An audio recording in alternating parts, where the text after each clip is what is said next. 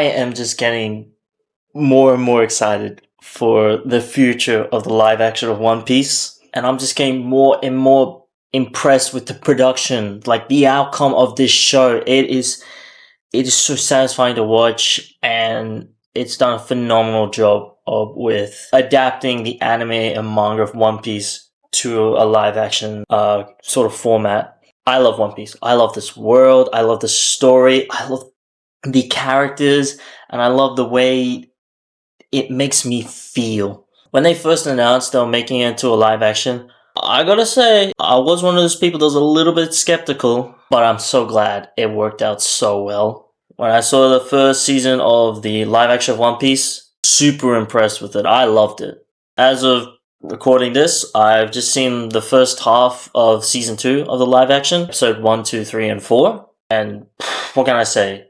My goodness, what a time it is to be a One Piece fan. Someone is going to give you an advice, a piece of advice.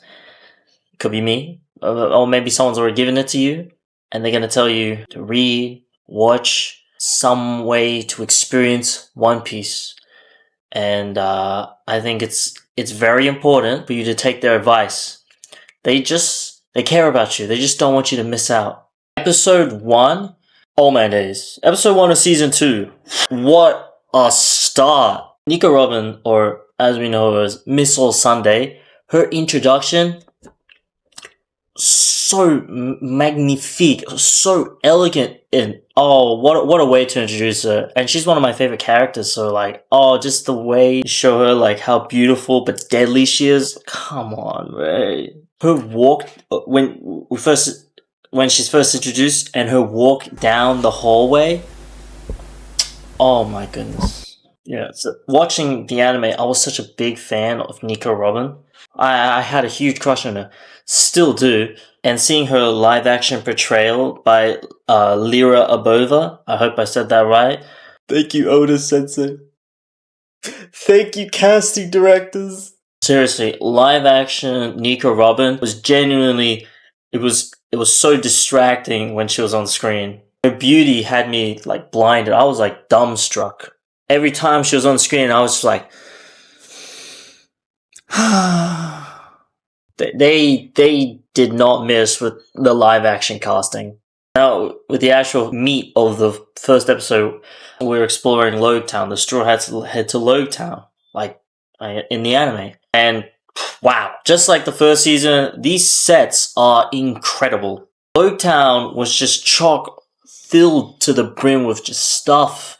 And I like that they put more backstory into Bartolomeo, onto why he was such a fanboy of the Straw Hats. And now at Logetown, the town itself, my goodness, it felt so alive. There were so many people, the streets were bustling, lots of small vendors, markets, crowd noises, and all that.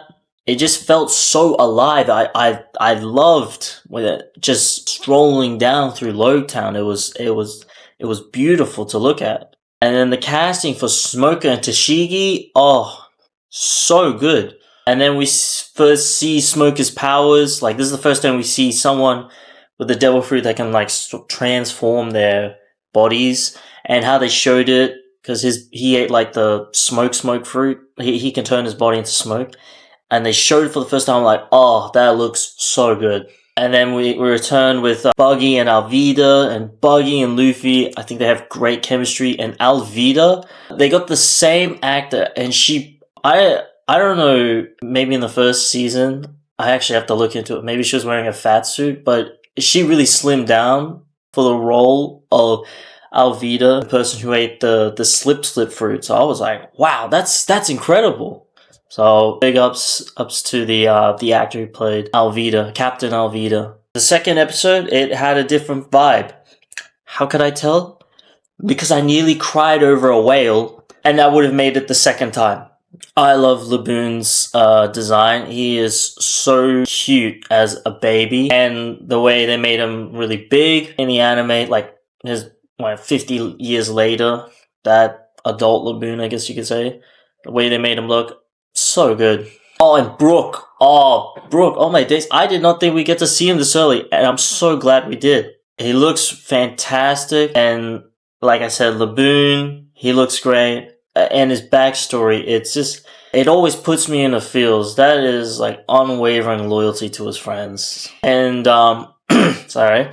And it's even more sadder if you've seen the anime or you read the manga, what actually happens, or the fate of the Roomba pirates, which are the pirates that Laboon is waiting for. Because Laboon knows they're not coming back, but he does not know the fate, like why they aren't coming back, I guess. And if you're already ahead, then you know what happens to them. Reverse Mountain, it looked amazing. A tall mountain, you can't just scale it, and it's the only way to get to the Grand Line. And Crocus, he looks great. And I guess another highlight in this episode, we get introduced to Vivi, and I gotta say, the fit, the blue hair, her beauty. Oh my goodness! And her performance as Vivi, that's deadly right there. Just oh my goodness, it was so good. I'm actually at a loss for words. I'm running out of words to describe my appreciation for this show. I couldn't wait to see more of it. We also see Mr. Nye, and he is also like 1-to-1 with the anime and the manga. Episode 3, we head to Whiskey Peak. And this episode in particular, I was excited for. If you don't know, in the anime or the manga, Zoro fights 100 assassins. In the live action, Zoro fights 100 assassins. And this is all done in a single night for both versions. And in the live action, I'm really glad they went with this direction. You can actually see it all. You can count them yourself of all 100 assassins defeated by Zoro. He cuts down 100 assassins. He counts it. You can count with him. It's an incredible display of strength. And he does that in a single night. Really spectacular. We also see a bit more behind who Vivi is, what her motivation is, and her relations to this criminal organization known as Baroque Works. Throwing a little appreciation out there. Mr. Five and Miss Valentine, they look 1-to-1 with their counterparts as well. And I have to say this, Mr. 8, he looked incredible, especially with his, I'll call it a versatile wig. So good. My goodness, just 3 episodes in, and there's just so much to be in awe at. Episode 4, which is the episode I finished on, I will watch the rest later. The best start to an episode I can ask for. The assassin with looks that could kill. Miss Old Sunday herself, Nico Robin. She's on the Straw Hat ship, looking down on the Straw Hats. Oh my goodness. It was like some kind of spell on me. Also, I should point this out. Every time she appears, petals, roses is followed close by her. I absolutely love that detail. And her appearance herself that she made in the episode. Oh my goodness. Come on. The skirt, the top, the hair, the hat, those eyes. Oh my goodness. Those eyes. If she snapped my neck while staring me down with those cold, empty eyes, I gotta tell you, I'm okay with that. I might die with a smile on my face. In my book, that's not a bad way of going out. Well, I just rambled on about Nico Robin. Again, I really do like Nico Robin. 12-year-old me was onto something when he fell for this. Oh my goodness. Words. She got me messed up. I really like Nico Robin, still very much so, and I love Leo Bova's portrayal and performance of Nico Robin. It's so good. For this episode, we head to Little Garden, and I was especially excited.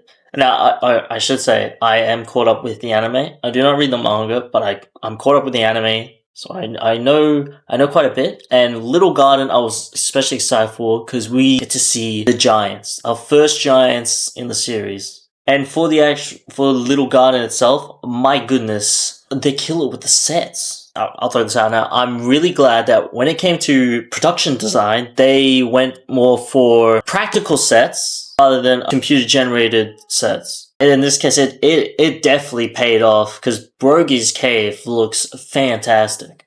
And there was also the fight between the two giants. I loved it. I loved that when they were fighting, I could like feel the weight behind the strikes and blows. I loved like the sound of the shields clashing.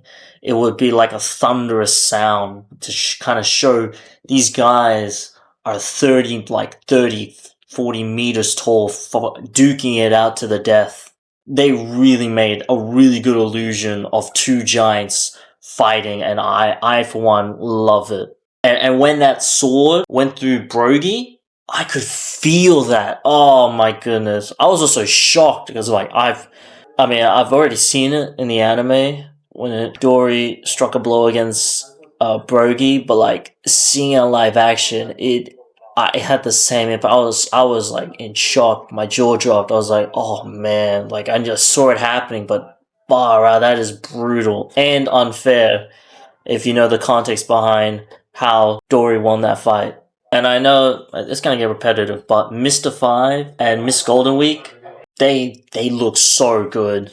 And they got I say Mr. Five? No, Mr. Three, sorry. Mr. Three, the guy who ate the wax fruit, he looks great. And they even got the three on the top. And Miss Golden Week, I actually do not remember much about her, apart from like, she was a member of Baroque's work, and she was like a child or something like that. And she had a paintbrush. I do not remember much about her. And I'm only on episode 4, so we only see a little bit of her. But my goodness, it's just so good. I love the amount of effort they put towards this portrayal, this adaptation of an anime. I am just loving this adaptation of One Piece. And I've only seen the first half of season 2 of the live action One Piece. I would have watched it all, but right now I'm currently sharing the experience of watching it together with my sister. So when we're both free, we'll watch it together. So currently on episode 4, we'll watch the rest when we both have the time. And, you know, in terms of One Piece, we're just getting started. I'm not sure how they will make, I guess, quicker productions, because these guys, I don't know how they're going to do it. Like, if they make it to Egghead Island, they'll be like 50 or something. I'm super keen towards what is happening next. Super keen on watching the future of this live action One Piece adaptation. To everyone out there who hasn't watched One Piece, watch One Piece. To everyone out there who hasn't read One Piece, read One Piece. To everyone out there who hasn't done either, watch the live action One Piece. It doesn't really matter what or how. Just experience One Piece. You won't regret it.